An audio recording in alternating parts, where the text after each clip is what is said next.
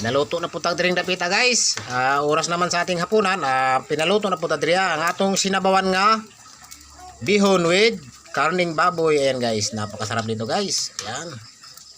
Grabe, bukalers na guys oh. Malapit na tayong kakain. Bebe. Wow.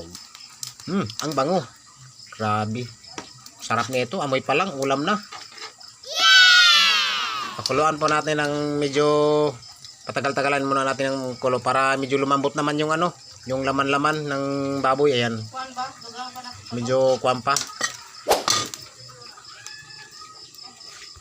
Na kini ng tamang oras para ihalo natin ang ating magic sarap. Ayan guys. Tak tak tak. Pangpasarap, pangpalasa, pangpakrema, masustansya. Ayan guys.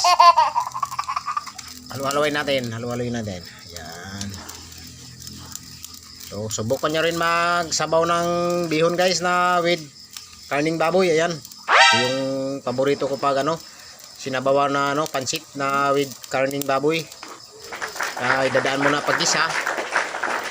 So, ano pang hinihintay nyo guys? Tara, kain tayo. Kuha na kayo ng kanin nyo dyan at kakain na tayo. Thank you for watching. Bye-bye.